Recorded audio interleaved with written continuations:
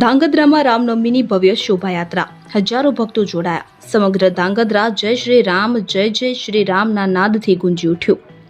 સુરેન્દ્રનગર જિલ્લાના ધાંગધ્રા શહેરમાં ભગવાન શ્રી રામના જન્મોત્સવ નિમિત્તે રામનવમીની ભવ્ય ઉજવણી કરવામાં આવી હતી.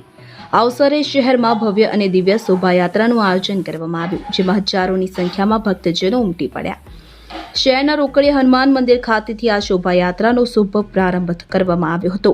શોભાયાત્રા શહેરના મુખ્ય માર્ગો પરથી ભવ્ય રીતે પસાર થઈ હતી, જ્યાં જગ્યાએ ભાવિકોએ સ્વાગત કર્યું. આ શોભાયાત્રામાં ધાંગધ્રા બજરંગ દળ, વિશ્વ હિન્દુ પરિષદ, સ્વામિનારાયણ સંપ્રદાયના સંતો મહંતો, આર્ય સમાજ સહિત અનેક ધાર્મિક અને સામાજિક સંગઠનો ઉત્સાહભેર જોડાયા હતા. શોભાયાત્રામાં વિવિધ દેવી દેવતાઓ અને ઈશ્વરીય શક્તિઓના આકર્ષક ફ્લોટો રજૂ કરવામાં આવ્યા હતા, જે ભક્તોમાં ખાસ આકર્ષણનું કેન્દ્ર બન્યા હતા.